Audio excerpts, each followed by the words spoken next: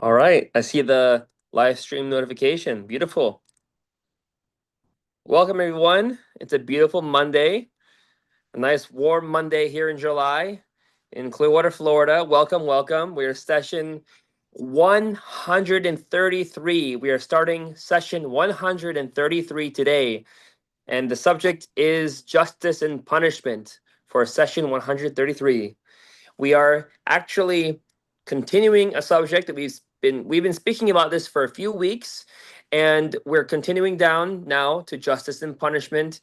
The ideas that we've shared so far, we're still building on them as we're learning from these quotes from one another. And we welcome you once more for Roadmap for a Moral Society as we start this next session together. Before we begin, however, just a quick reminder, we start these sessions with prayer to focus our thoughts, to center our minds on spiritual thoughts, so that as we're trying to explore together, we search for truth together. We're trying to humbly address something that truly not anyone here really has any true understanding over. But that's why we believe that we have that source of true understanding through these writings that we are reading, trying to glean and understand more a bit ourselves. Again, it's a step-by-step process. It isn't something that we start and then we've got it all. It's a growing process. So we look forward to growing with you all, those of you in attendance here on Zoom, as well as those of you on YouTube and Facebook. We welcome you. So as we begin with our opening prayer, we have a volunteer and then we get straight back into it. Okay, let's start. Welcome. Yes, please. I am he, O my Lord, that hath set his face toward thee, and fixed his hope in the wonders of thy grace, in the revelations of thy bounty. I pray thee that thou wilt not suffer me to turn away disappointed from the door of thy mercy, nor abandon me to such of thy creatures as have repudiated thy cause. I am, O my God, thy servant, and the son of thy servant. I have recognized thy truth in thy days, and have directed my steps toward the shores of thy oneness, confessing thy singleness, acknowledging thy unity, and hoping for thy forgiveness and pardon. Powerful art thou to do what thou willest. No God is there beside thee, the all glorious, the ever forgiving. Paul. Great. Thank you very much. We're toward the end of this segment of justice and punishment, and then we can compare solution that is provided by the Holy Spirit or latest manifestations solution to this particular action. So let's have a volunteer to read and see what is the Baha'i recommendation. I'll go ahead and do it. Go ahead. Yes, sir. One final point. The body politic is engaged day and night in devising penal laws and providing for ways and means of punishment. It builds prisons, acquires chains and fetters, and ordains places of exile and banishment, of torment and hardship, seeking thereby to reform the criminal, whereas in reality this only brings about the degradation of morals and subversion of character. The body politic should instead strive night and day, bending every effort to ensure that souls are properly educated, that they progress day by day, that they advance in science and learning, that they acquire praiseworthy virtues and laudable manners, and that they forsake violent behavior so that crimes might never occur. At the present time, the contrary prevails. The body politic is ever seeking to strengthen penal laws in securing means of punishment, instruments of death and chastisement, in places of imprisonment and exile, and then waiting for crimes to be committed. This has the most detrimental effect.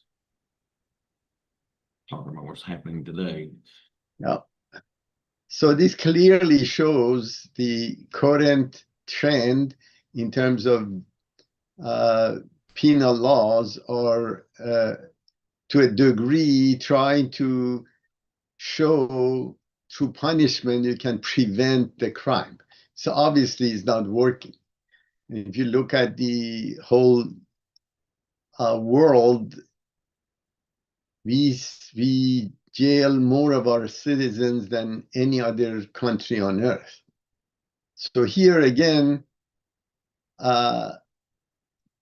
banishment, exile, torment, hardship, again, short of reforming criminal law,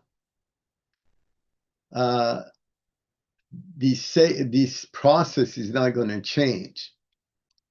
But where the society is going as far as the materialism, moral standard degradation and subversion of character is occurring. So the law is looked at as, if I can afford to violate it, then I'm allowed to do it. Whether it's an individual or a corporation, they follow the same principle when you take the moral standards out of the system.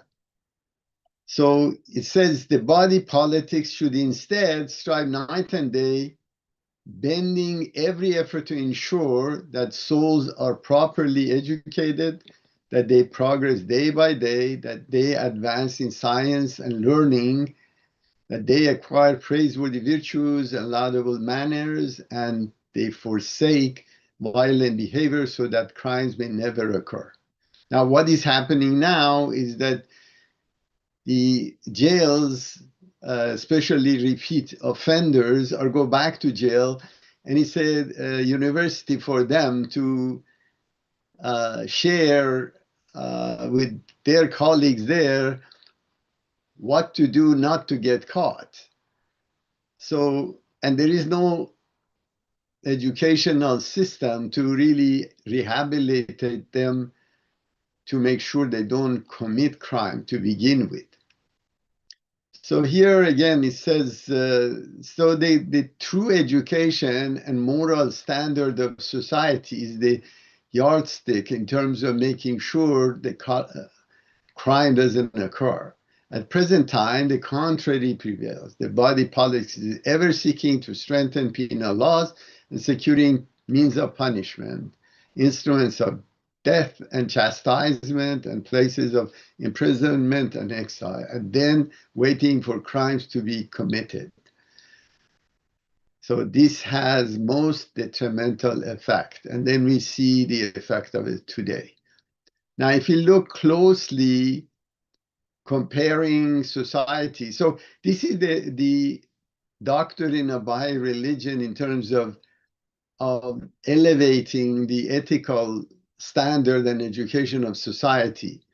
But if you compare, for example, society in Japan, for every 100,000 crimes, their ratio is 10 times lower than in the United States. So if you dig a little bit deeper in terms of, obviously it's cultural, they still have kept those ancient type of civilization that they grew up with. And of course, education, they're over 90-something, 8% highly educated. Ironically, they checked actually from perspective of the economic, because they have, during the downturn, they even saw that there is no elevation of crime. Where here in the United States, the minute the economy tanks, then the ratio of crimes would skyrocket. So this shows the policies of incarceration and punishment doesn't really work to reduce the rate of crime. Now, the question again goes back, what are the other elements beside the culture that differentiates Japan from US. They ban actually firearms. So there is no firearms. And of course, which is aligned with the doctrine of Baha'i religion. And they have safety net for their population, which here again you see a contrast between rich and poor, quite exaggerated, because of, again, the safety nets are probably not in place, or when they are, they're not sufficient. And methodology of distributing or providing employment to all layers of society is not uniform.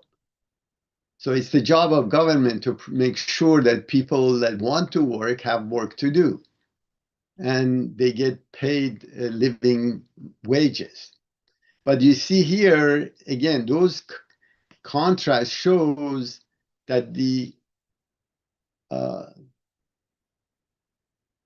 society in Japan is far more advanced in terms of educating their citizens, and therefore yielding much lower crime than is in the United States. So this proves something, that as we discuss, if you look at it from artificial intelligence perspective, those countries that align themselves with the doctrine of the Baha'i religion or latest release of the Holy Spirit and manifestation solve their problems and have less of a burden of crime than even advanced economic systems that we have currently in the US, but lack and violate those elements that was released by the latest manifestation. So this is one of the key elements of how do we judge whether these laws or these direction for society yields the right answer.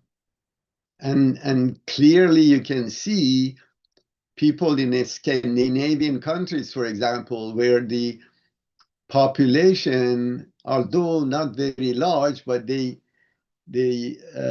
afford to have a minimum sustainable living for everyone and a good safety net, have much lower crime than United States, where maybe even economically stronger. So these are really key elements that shows that any of these laws and violation of them, there is consequences for it. Okay, any comments on this? Yeah, actually, I do have a question. Yeah. Is that my question is regarding the severity of the crime. I know in Scandinavia, they have a very modern look as far as the prison system that has basically led to lower the crimes. They get the prisoners, rehabilitated to so that they can join the society again. But then take a case like that guy. What was his name? Andre Breivik, the guy that killed 77 people in Norway back in 2011. He detonated a bomb, and then when he went on a rampage, killed like 77, including 69 teenagers. And you know what they did? They put him in a 22-year prison in a place that looks like a hotel. I mean, and the guy was basically had no remorse. And to this day, he's living in luxury. And then he sued the state for basically treating him that this is inhumane to basically be in prison for that many years. I mean, what do you say to that? If somebody kills my brother, No, no, sister, my of child, course. I want retribution for that. I want to make sure I that the understand. society punishes that person. The question really, by punishing that guy, do you get those lives back? That's the point. But in any case, these are the laws, as I said here. Now, they are many anomalies that can occur in any law. So this is one-off. When here you have use of, for example, opiates is skyrocketing. Rate of crime which is linked to opiate is skyrocketing, and it's because of freedom of individual. You see, the reality is now, obviously, people maybe they have a chemical imbalance in their brain and they do atrocities. Now, majority of time, the reason they keep that person alive and try to basically incarcerate him or giving him basically health services is because they believe that this person wasn't in control of what he was doing. So that's the reason. It's taking a life is although the state has the right to do that for punishment, but in reality, when a person commits a crime and he's not in control of his faculties when the crime occurs, has a lesser penalty than someone which is purposely commits murder. Generally, that's why the differentiation is. And majority of these laws have been vetted out and again developed past century in the Western society. But the key really is to prevent, as here Abdul Wahab mentioned, to prevent crime to occur rather than side of the punishment of it, which frankly doesn't work. And of course, even the system that we have regarding court system, if you really don't have means of defending yourself, you get into an environment where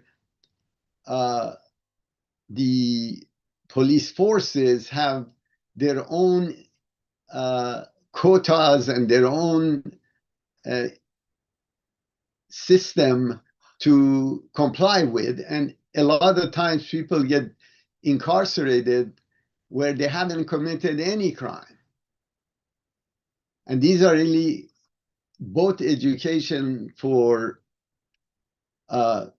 police force as well as creating an environment that crime doesn't occur. So that's really the key. But again, here, if you're claiming insanity and it's proven that you're bipolar or you're insane, obviously they won't kill you. Matthew, please go ahead.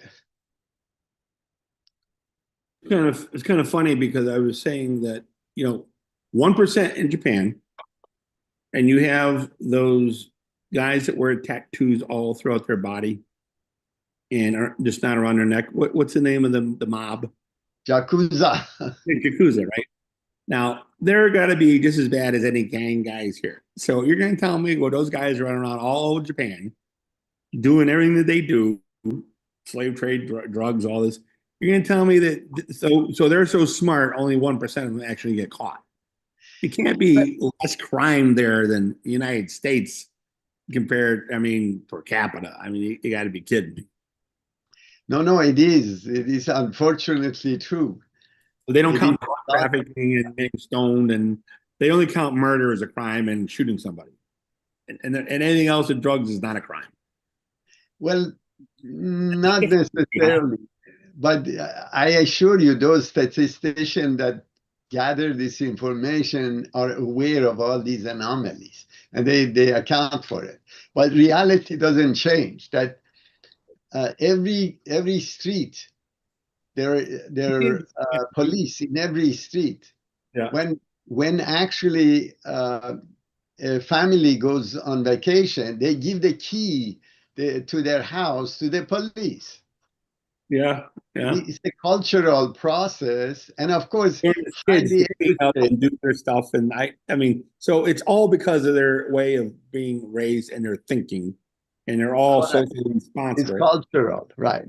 Said here, the Democrats pay $500 for every kid that the woman has, and there's no father, so she can get up to like 3,000 a month and have no parent, no father around, but she can have 6 kids, and that's what they call a latchkey kid, right? So, Well, this is the problem with if you interfere with the process of family, creation of family. what we've done is the Democrat Party has done it to all of It America. doesn't matter. I'm sure both sides are guilty, left or right. Guilty is, lock them up, throw away the key, and let her have another kid. We'll pay her $500. No, no. I mean, they had interviews with these women. No, we can't have a husband or boyfriend because we'll lose our support. Chicago, it's written all over the paper. Well, remember, if it was from the same husband, it wouldn't be that bad. But ironically, they have multiple partners. Yeah, and this is the same lady in the paper. She had 5 kids, 5 different fathers, and she's on her 6th now. And she only concerned about her check, $3,200. Yeah, this goes back to that situation again. Destruction of the unit of family with the culture and influence of political association. So it's really, these are side effects of violating laws of God, basically. Sharon, you wanted to say something, please. I've got 3 points. First of all, I'd like to address Japan. And I just like to, I do this first. Actually, looking at this quote, the reality of this quote itself is is justice. So we're talking about punishment and justice. And I just want to revisit the fact that the deepest form of justice, Baha'u'llah's justice, is actually unity. And when you read this quote, it makes perfect sense, because if you imprison people, they get corrupted.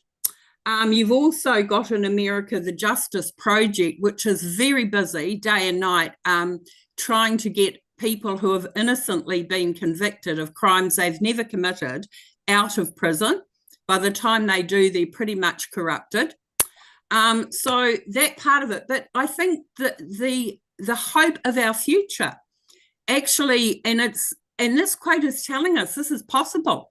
It is possible to have true justice, which is unity. In the language of Baha'u'llah, justice is unity. So if you had educated people who would rather die than commit a crime or harm others, you would have what Baha'u'llah for the next 500,000 years wishes us to achieve. You would actually have unity of and the oneness of humanity. Therefore, crime and peace would prevail. That's one point.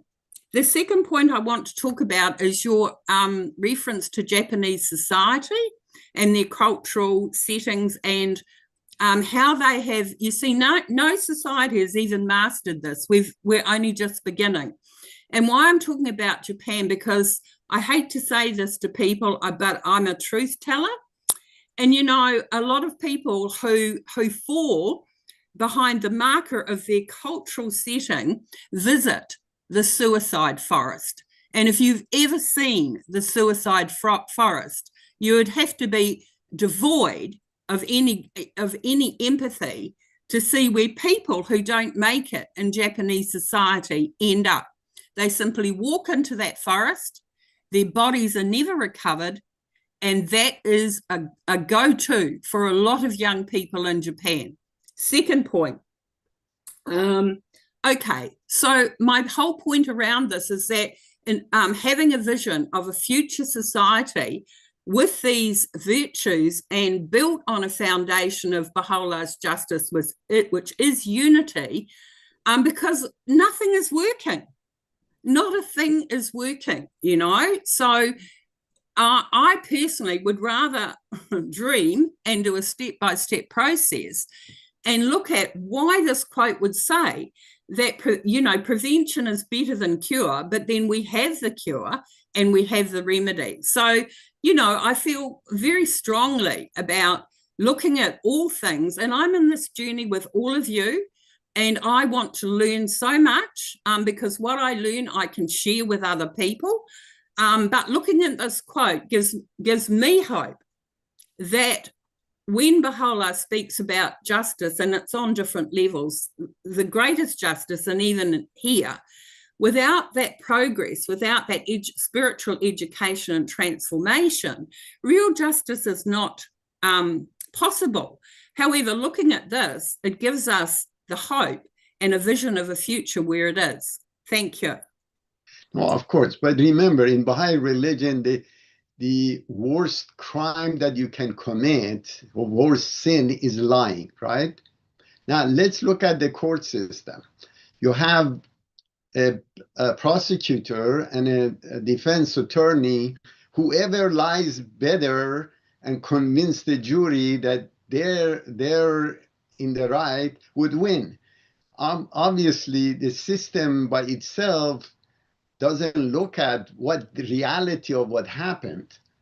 And even the prosecutors use techniques just to convict. Whether the guy is guilty or not, they don't care. So the system is not designed to get to the truth. System is designed to see whoever is more crafty and distort the truth better, to get conviction, the other one to basically exonerate the defendant. It's more like a courtroom drama, isn't it? It's really like a movie act in regards to who's going to win. And I mean, it's just a facade. But there are so many victims of that facade, is my point. And as you were talking about, in America, why the incarceration rate is so high is because they have, not all solicitors are corrupt, don't get me wrong, but a lot of them are great performers. So I'm really hearing what you're saying, and it's very sad. Thank you. No, of course. But remember, Baha'u'llah mentioned, and Shoghi Effendi reiterates, that there is prostitution of law, prostitution of education, prostitution of news, prostitution of media. All these things are yielding to a society where distorting the truth is the norm, not reaching the truth. So again, this is the result of a decadent society which has no moral standard whatsoever.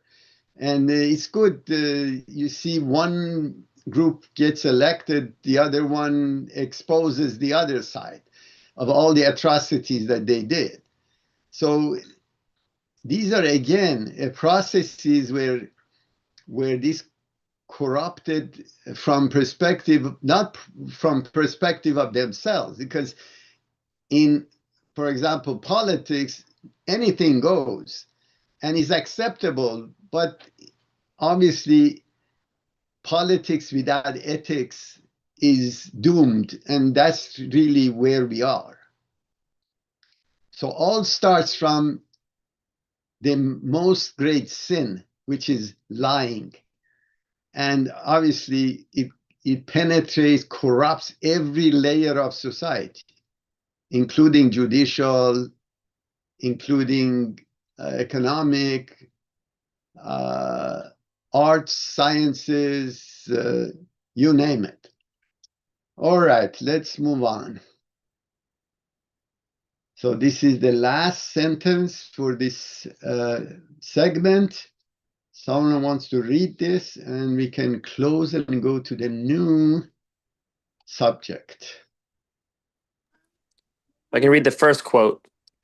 But if the masses were educated so that knowledge and learning increased day by day, understanding was broadened, perceptions were refined, morals were rectified, and manners reformed, in a word, that progress was made with respect to every degree of perfection, then the occurrence of crime would subside.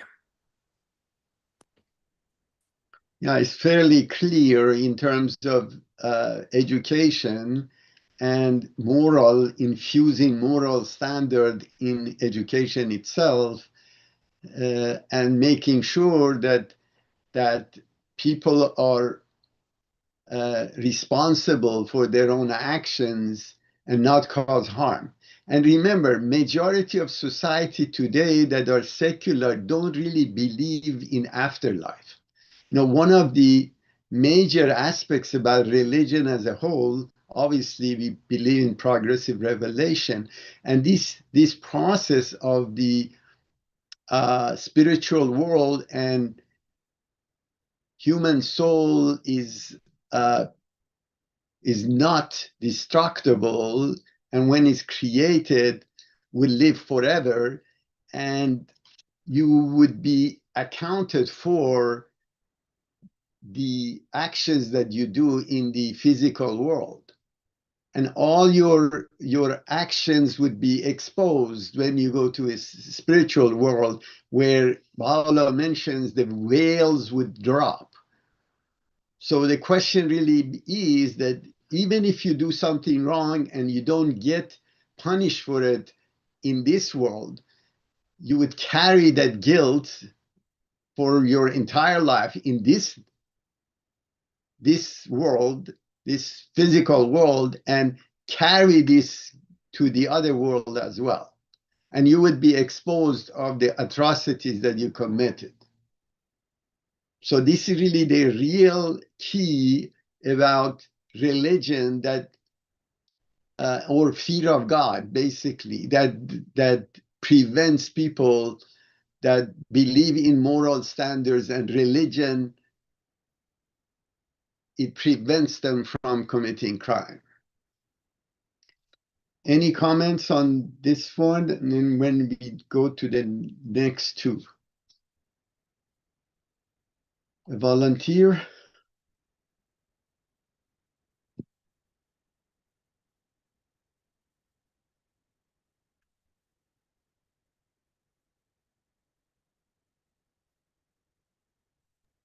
I'll take it.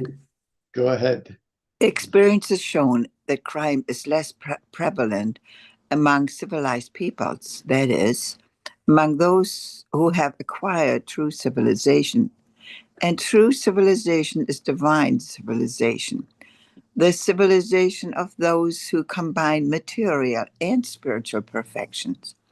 As ignorance is the root cause of crime, the more knowledge and learning advance, the less crime will be committed. Consider the lawless tribes of Africa, how often they kill one another and even consume each other's flesh and blood. Why do such savageries not take place in Switzerland? The reason clearly is education and virtue. Wow. So it's really clear, although material civilization in the Western culture, especially in the United States, has progressed dramatically, but again, the spiritual civilization, which is the core of justice and punishment, hasn't matured enough. So allowing people to commit crime or giving them opportunity to commit crime, and then that freedom causes problems that you have to, and you say that you're going to incarcerate them if they do. So imagine 40,000 deaths occur every year because of drunken driving. 350,000 people get maimed because of it. Now, if you look at, for example, in Sweden, for example, there are a bunch of bars all over the place. but no one drives when they go to a bar, because they're educated that even if they're not in control of their faculties, they're not going to cause harm to anybody else. So as you see, is the level of education that eliminates harm. And this is what is emphasized here. So here again, you see lawless tribes of Africa, which is laws of jungle may prevail. And they do an eye for an eye and a tooth for a tooth, where in the Western societies, especially Nordic countries, the rate of crime is very, very low. But here is emphasized the primary deterrent is divine civilization. Of course, when it's combined with material civilization, then the result is the most effective.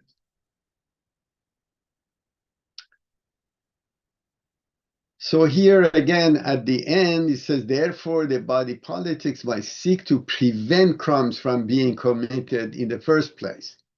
So freedom of drinking and getting behind the wheel and causing harm should be an education that someone that drinks, which is violation of the Holy Spirit to begin with, bears the consequences of causing harm to yourself and people around you. And if you imagine the population, 20 some odd population that are alcoholic in the United States, and imagine they impact at least their parents and their children and their spouse, even 4 people would be impacted, that they have to live with this disease that they voluntarily submitted to. You have 80 million out of 330 million people in pain every day, just by violation of laws of not to drink. So you see, again, it's through education that you can prevent people from drinking. And violation, and that is what divine civilization is compliance with the Holy Spirit, compliance with the revelation of God for the time that that manifestation has revealed. So the key here is to prevent crime. All right, any comments on these subject? If not, we're going to go to the next subject.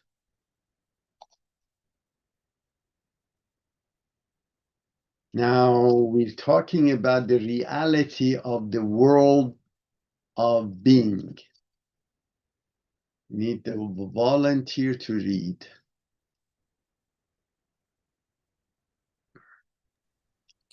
The sophists, meaning philosophers, hold that all existence is illusory. Indeed, that each and every being is an absolute illusion that has no existence whatsoever. In other words, that the existence of created things is like a mirage, or like the reflection of an image in water or in a mirror, which is merely an appearance devoid of any basis, foundation, or ascertainable reality. Yeah, these are, again, these are, the question is, these are, again, modern type of philosophers that again, try to say that reality is, for each person is different, and the reality is what they imagine. Whether is right, the right or wrong doesn't exist, and materiality is different for every every individual. So something that I think is good, somebody else may think is bad, or vice versa. So the question really goes back of this type of philosophy, which is one of the many different branches of thought, is obviously doesn't, it has conflict with logic generally. So let's read the next paragraph. Gilbert, can I just jump in there for a minute? I'm sorry, just to go back on that one. As you know, we have dozens of students sit with us and visitors from Australia and China and everywhere. And this conversation, as you're just describing, that they really, especially with the younger generation, spiritual but not religious, right?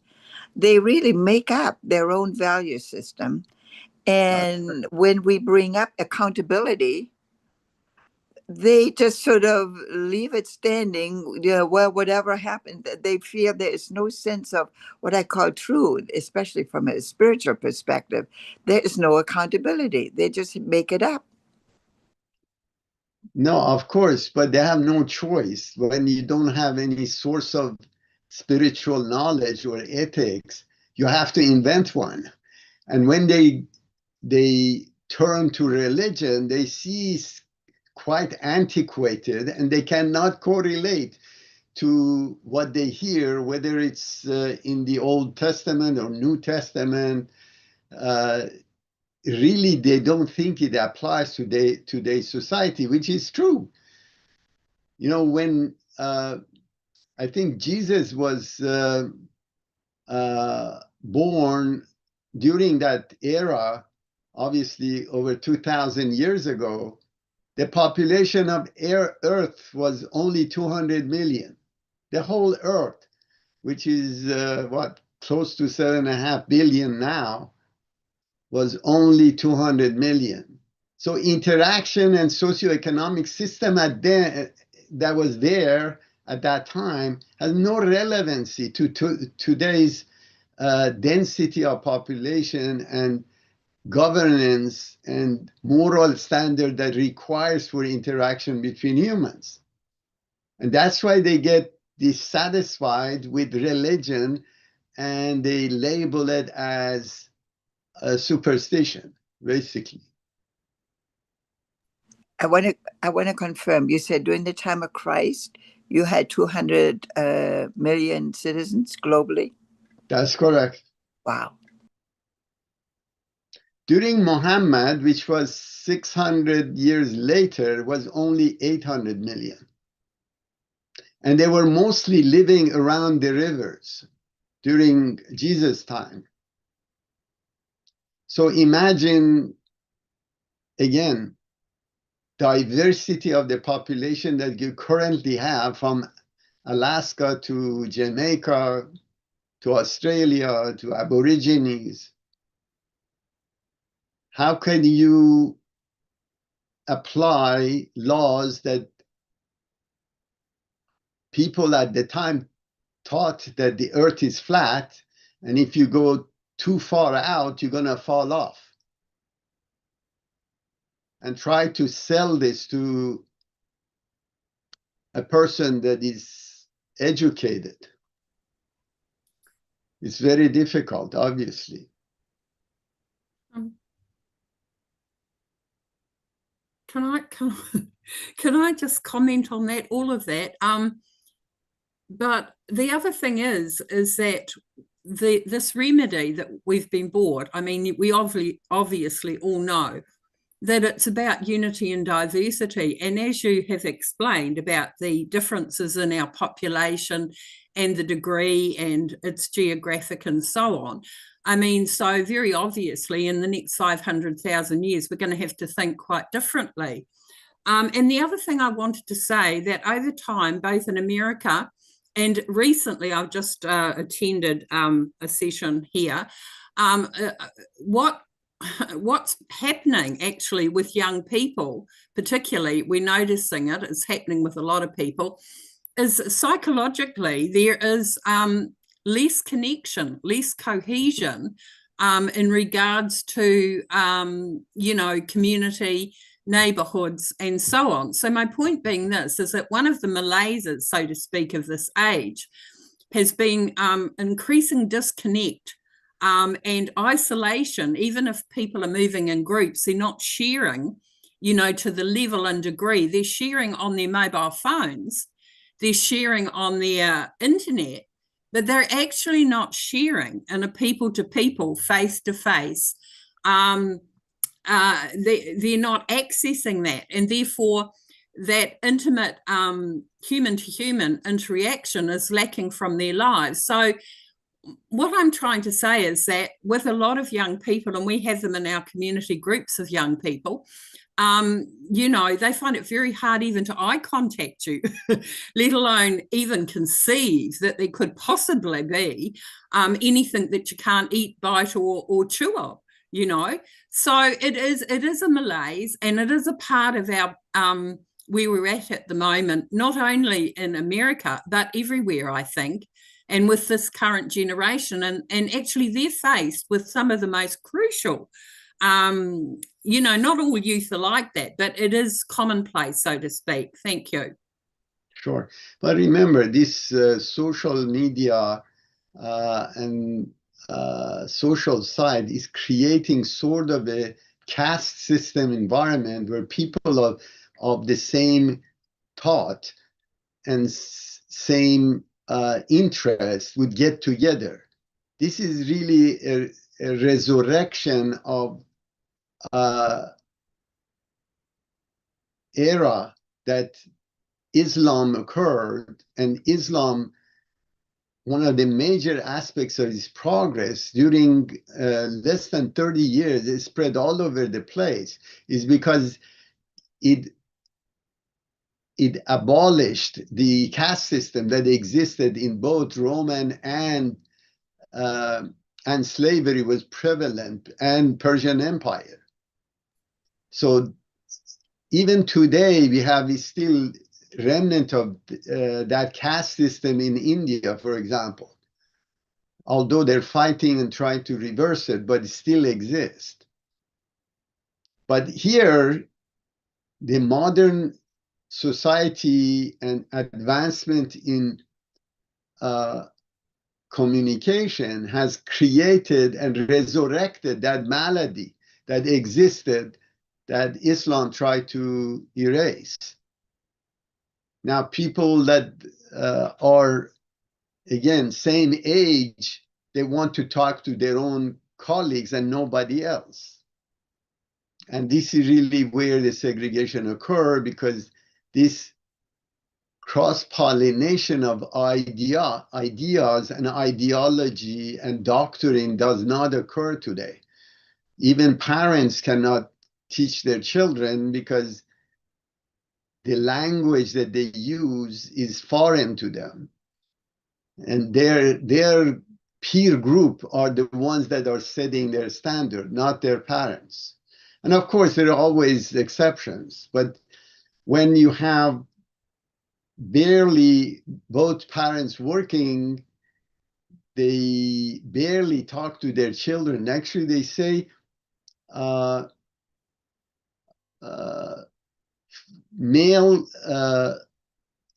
boys talk 2 hours a week with their parents, and the girls talk, I think, 7 or 8 hours. And my information is old as well. I'm not sure what is happening now. But in reality, when you're looking at a person spending at least 6-7 hours on their electronic device and communicate with his own peers, whatever he hears from the parents is going to get washed away. Yes, Gilbert, but the thing is that they're in little groups. They're not kind of like we're in a forum here and we're as different as chalk is from cheese and we're sharing ideas. They don't get that opportunity. They're actually in their little chat groups And those little chat groups have got their own ideology, and it's all self-contained, and they never ever expand their consciousness because they don't get that opportunity of being exposed to people on a real level that are very different from themselves, and therefore they're not growing to be able to be and to have a vision and an inclusive vision. So they've become otherers. They're othering everybody else, so to speak. Thank you. No, of course, but you have to realize also, even the caregivers and psychologists, when people go to them, they promote, if you don't like words of someone, just stay away from them. So you should migrate toward people that have the same standards and ideas and ideology that you have. Obviously, if you do that, you're creating a society that loses the language of communication completely, because the vocabulary that you use belongs to your own group and nobody else. And this is unfortunate. Even psychologists, psychotherapists, they all say this: if you don't like this individual, don't communicate with them. But it's also, it's a very predominant idea, and this is not being rude, but in a very Western sense, because it's all about the individualism, wholly focused on that. And despite colonization and perhaps, ignorance and so on, a lot of Indigenous cultures, the collective is more important than the individual, and everybody serves that, So, but my point being that in the West, it's very much individualistic, and also in medical and therapeutic practice, it's also not holistic in that way either. It focuses on the person, on the individual, therefore reinforcing, their inability to be able to be outreaching and to look at not just focused on themselves and the prison of self, but looking at and being set free to explore what poor Baha'is here today are having to expose themselves to explore, so to speak. Thank you. Of course. But remember, individual today, especially young people, when they do not have access to these vast resources of revelation, they migrate toward what they like or dislike is what is good or bad. So there is no standard. So if I like something, it must be good. If I dislike something, it must be bad. So the standards are, it's a center of universe of what they like or dislike. But in reality, right or wrong is not, may not be aligned with what you like or dislike. And that's really, when you don't have right or wrong, there is no measure, then you can't compare what you like or dislike. So this is really the key. And through education, and this is what the people reach, that elevation of their spirit, is through education and application of those laws, where your likes or dislikes migrate toward what is right or wrong based on they have to have the guidebook, don't they, Gilbert? They have to have the guidebook. Otherwise, of course. But also too, not being exposed to people who are different from yourself, just in and of itself. There are parts of each of us that are very unexplored, and when we get exposed to stimulation of people that come from very different places, different times, and so on, it opens up our own inner development as well. And shutting that down and imprisoning people in the confines of their own self is really, really so unhealthy for them, because their life navigation, they don't form the skills necessary to be able to expand both their own self-consciousness and their integrative properties, so to speak. Thank you. Sure. All right, so let's read on.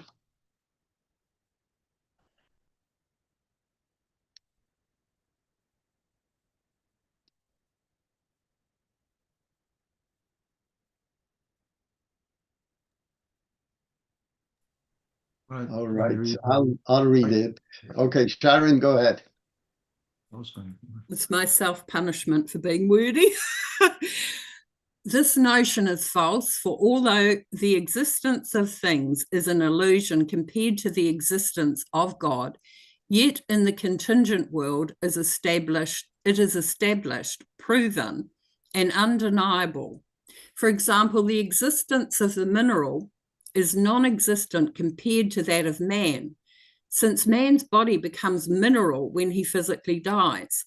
But the mineral indeed exists within the mineral realm. It is therefore clear that dust is non-existent or has an illusionary existence compared to that of man. But that within the mineral, but that within the mineral realm, it exists. Sure. So this issue regarding material existence is obviously proven, and we can touch it. So this issue regarding that the world is constitute of what we imagine it is obviously false, because you can measure, you can feel, and you can see what those materials are. Now, perception of that reality obviously is something different. Now, what these philosophers are talking about is that you have an image of the reality, and what you're seeing, although it may exist, but it's different in the view of different people. If an object has, or action has, a different meaning to different people, that's an illusion, because there is no reality of that object. But here, we're not discussing that at all. So that notion is completely false,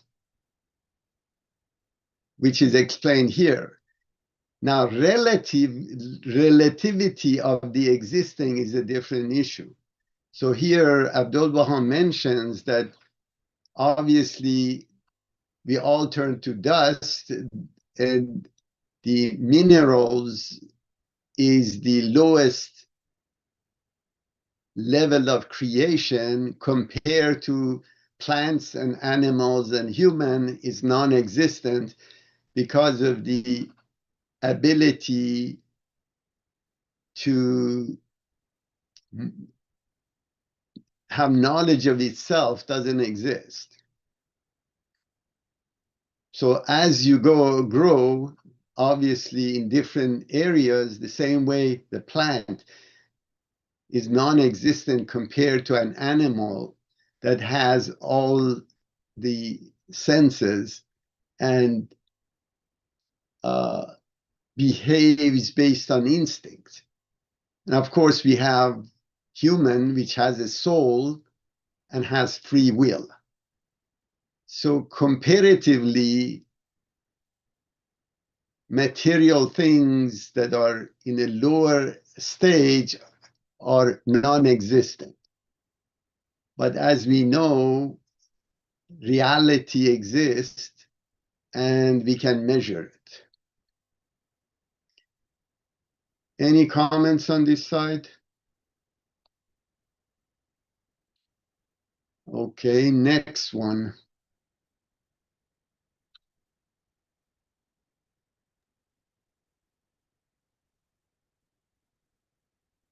Go ahead. All right. In like manner, the existence of created things is sheer illusion, and other non-existent compared to that of God, and consists in a mere appearance, like an image seen in the mirror. But although this image is an illusion, its source and reality is the person reflected, whose image has appeared in the mirror. Briefly, the reflection is an illusion compared to what which is reflected. It is therefore evident that although created things have no existence compared to that of God, being instead like a mirage of an image reflected in a mirror, yet in their own degree they exist. Right. So here again, if you're talking about spiritual world as another dimension, that means that your soul operates, although is attached to your body in the third dimension, exists in another dimension which is not detectable. So here again, reality of your existence is in the other dimension and not in this dimension, because your body eventually turns into dust and disappears, but your soul doesn't. So it says that your physical appearance compared to your soul is non-existent, because it lasts forever. Your soul lasts forever, but your body doesn't. So here again, when you're comparing to other dimension where God exists, the creator, and of course an unknown entity, ability of God to create compared to ability of a human that exists is really non-existent comparatively. So here again, how do we have reflection of God? We see reflection of God through manifestations. So the mouthpiece of God is the manifestation. As it appears to us, where they have no will of their own and they exercise the will of God. So it is therefore evident that although created things have no existence compared to that of God, obviously because God is the creator of all the universe, instead like a mirage or an image reflecting in mirror, yet in their own degree they exist. Because these images that we see in the material world eventually turns to dust. None of it would stay. But God is pre-existence and creation is pre-existent. So this really comparing level of existence generally. So your physical body compared to your spirit or your soul is non-existent because it disappears eventually, but your soul moves on. So that's how Abdul Baha is trying to explain. Now, it's said that the spiritual world is a mirror of this world. That means those actions, feelings that you have, you carry with yourself in the other world.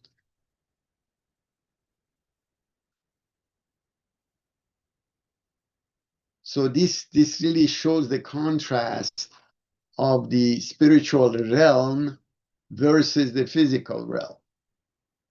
Something that is perpetual and permanent versus something that is temporary.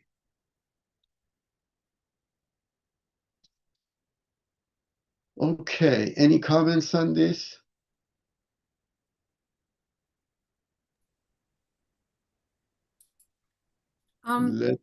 Sorry, Yes. Gilbert.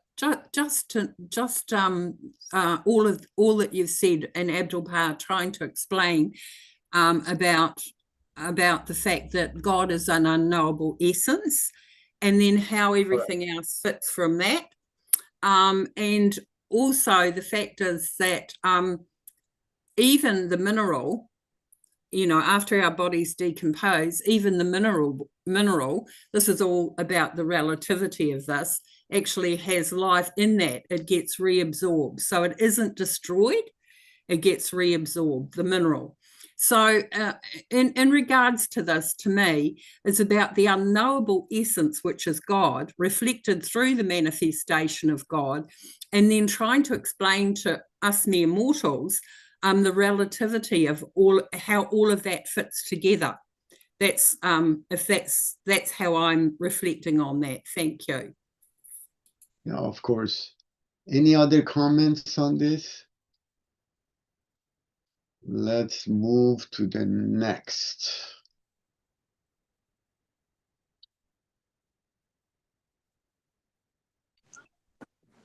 That is why Christ referred to those who were heedless of God and denied his truth as dead, even though to outward seemingly they were alive, for in relation to the faithful they were indeed dead, blind, deaf, and dumb.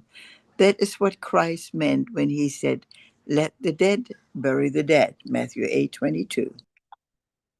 Right. So this is clearly reiterating what Christ said related to a person that is unaware of God and follows his own will versus the will of God is like dead. Because when their soul passes on, is going to be in the lowest rank of spiritual advancement in the spiritual world. So you see, compare, so that is, although his physical existence is visible, but through his action, which is following his own will versus will of God, would prevent him from getting a status in the other world or distinction in the other world. As Abdul-Baha and Baha'u'llah mentioned, there is no distinction in this world of matter. The distinction occurs where in the other world, based on elevation of your spirit, of how close you exercise the will of God and attributes of God to become a holy soul, where your likes and dislikes moves toward right or wrong.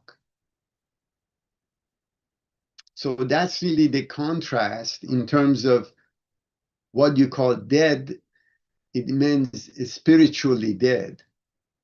And they're subject to the laws of nature. And when they pass on, they would be in the lowest echelon of closeness to God. Because with or without knowledge, they violated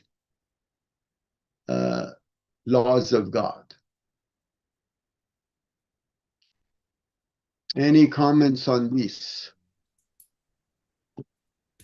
Just a brief reflection on this new definition in this revelation of life and death. So this really is defining, when we talk about life and death and its reality, death is he, not being aware or accumulating spiritual muscle and virtues in this life. Therefore, in the next life, we can't climb the mountain because we haven't got the spiritual virtues or muscles. So it redefines out the reality of real life and death in this current, in this epoch that we're living in. So it really puts a very different perspective on what, because basically people say, oh, so-and-so died, meaning they physically died. And really, life and death are really about the existence of our soul and our spirit after our physical bodies have disintegrated. I'm just reflecting. Thank you. Sure. No, of course, based on laws of thermodynamics, nothing gets created or destroyed from scratch. It just changes form. So no energy is created or destroyed. No material gets evaporated. It just changes form. So this is really the key. And the second law of thermodynamics explains that the whole universe moves toward disintegration. So that's the norm, that's the entropy. So this is really the reality of the universe that we exist, and only civilization is the key of violating this particular law of thermodynamics. So it proves that there is an outside this three-dimensional time, there is an injection of energy that pushes civilization to grow instead of violating the laws of thermodynamics, second law of thermodynamics. And that infusion is the revelation, true manifestation of God that advances both material and spiritual civilization. And Gilbert, that wonderful thing about the arc of ascent and the arc of descent, and all of the teachings around what that really is. You've just mentioned it in aerodynamics, whatever. But, in the writings, I think, of Baha'u'llah, it explains what that looks like as well. Because, in Revelation. Thank you. Sure. All right. And the next subject is pre-existence and origination.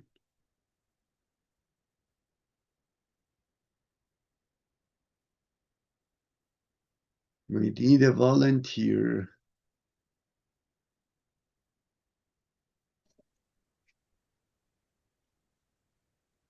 Read. Right. Question. How many kinds of pre-existence and origination are there? Answer. Certain sages and philosophers hold that there are two kinds of pre-existence, essential and temporal, and that there are likewise two kinds of origination, essential and temporal. Okay, read on. Sorry. Essential pre-existence is an existence which is not preceded by a cause. Essential origination is preceded by a cause. Temporal pre-existence has no beginning. Temporal origination has both a beginning and an end. For the existence of each and every Everything. Right. Everything depends, thank you, upon four causes: the efficient cause, the material cause, the formal cause, and the final cause. So this chair has a creator who is a carpenter, a matter which is wood, a form which is that of a chair, and a purpose which is to serve as a seat.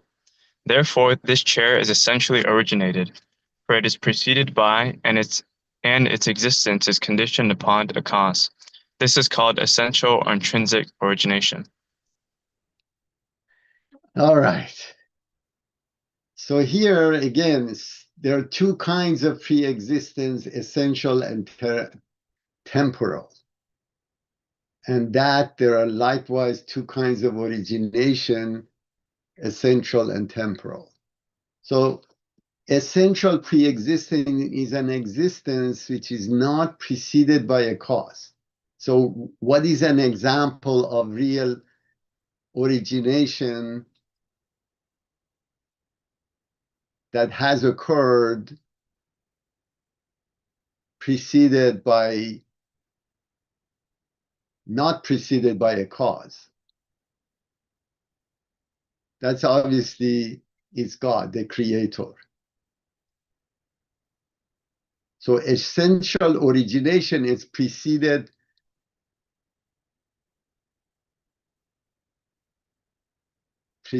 by a cause. So will of God, right, is essential origination. God is pre-existence, which is not preceded by a cause. So this Holy Spirit, or the stages that the soul of manifestation gets created, is essential origination, which precede by a cause, which is will of God. So temporal pre-existent has no beginning,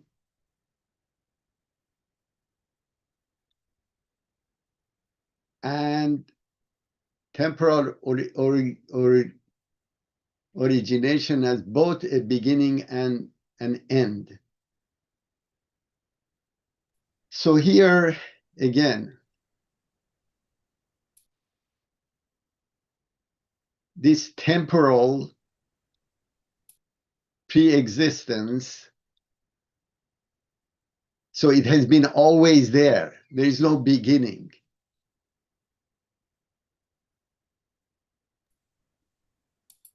So I think, Gilbert, what it's talking about is it's in Paris Talks too. It's like that. First, there's a creator. The creator loved.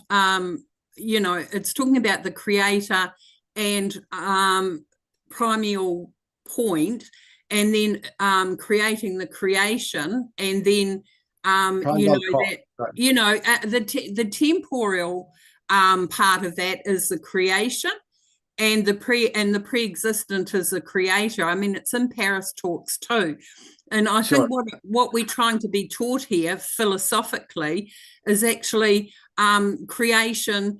The creator loved itself, and then it created its creation, and then it's and that process of pre-existence, which we're not. And we're part of the creation. And this is talking about like the designer of it all, the creator, who then makes a chair, who then, that process of creation itself, the primeval will.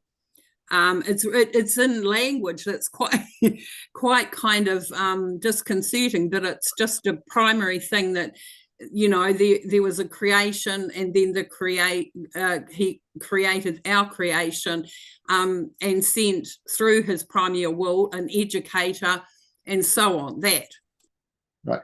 So primal cause, again, it's the question of essential pre-existence, and of course the origination, which follows it, and then the creation is occurred. But creator and creation always existed from beginning of the time. So there is no beginning and there is no end in terms of creation itself. Now, temporal pre-existence,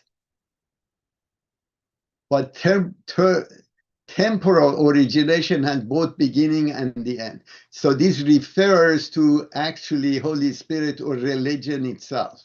It's the revelation itself, which has a beginning and an end. And these are relates to the world of God as well, in terms of those realms of God. For example, Hahut, Jabarut, Nasut, and there are a couple of more I can recall right now.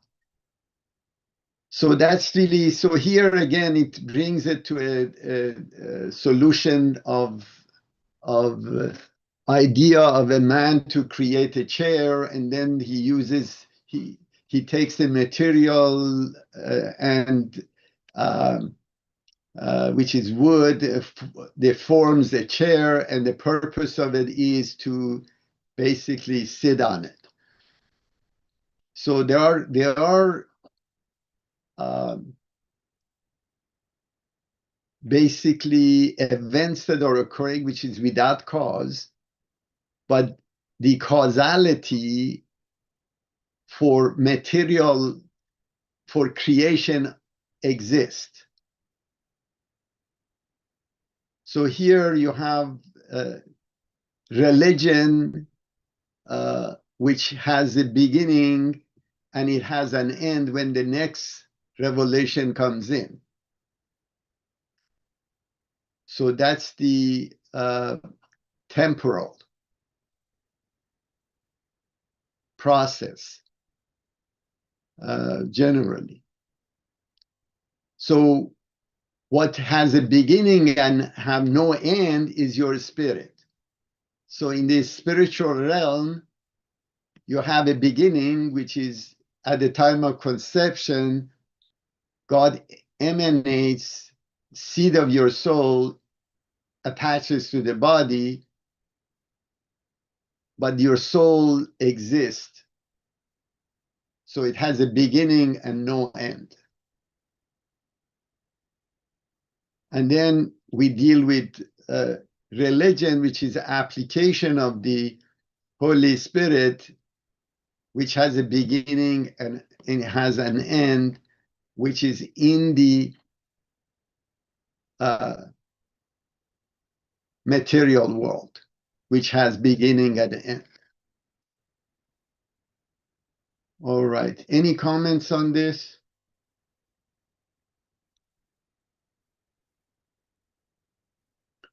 So existence, we said, there's only one that has no cause, which is God. Then you have, when you have basically,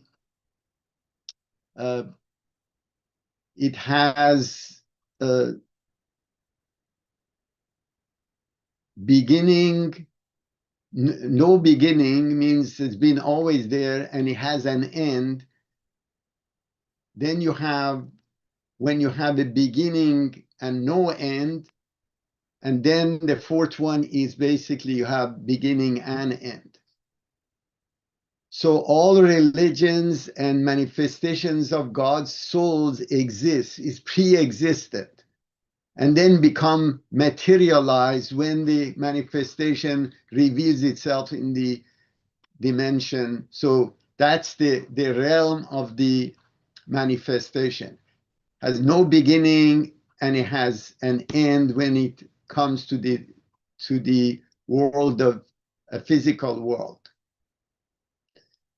And then you have your soul, which has a beginning and has no end. And this is the realm of spiritual realm. And then you have the physical realm, which has a beginning and end, similar to religion, which is the application of the Holy Spirit, revelation of God for that period. Similar to human beings that have beginning and end materially.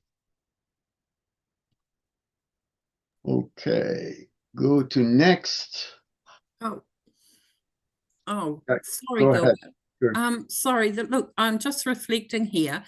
You said that when the manifestation of God comes, and then his revelation ends, but progressive revelation never really begins or ends. It's ongoing. I'm just clarifying that revelation, because the unity of prophets is one, and therefore it's never ending, because after one revelation, one dispensation, another prophet of God, so to speak, comes. But because of the unity of prophets, then there's no end. I'm sorry. I'm just trying to clarify. I'm not trying to be facetious. I'm just trying No, to it's fine. for That's myself. fine. Yeah. Yeah, but remember, the progressive revelation is not continuation of the spirit of the prior manifestation. So it doesn't start. It doesn't start when the old religion ends. Because it's a new teaching. It's what my confusion was is like, I'm thinking of the unity of the prophets, the unity of revelation, and I'm thinking, well, how does that begin and end? So now I have it, because that is for those people at that time where they're at. That's where it stops, is what you're. Thank you. Of course, but you see, the whole point is that revelation of Baha'u'llah, once his physical being disappears, that revelation ends and turns into religion, Baha'i religion, or the Baha'i cycle, which is 500,000 years. But for another 1,000 years, another messenger of God may come and bring in new laws. But the soul of the manifestation has no beginning, is pre-existent. That's what's different than the soul of the human being, normal human being. Thank you. I have clarified it now. Thank you. Thank you. Sounds good. All right, looks like we're at the end of the session, so we need a volunteer to read the closing prayer.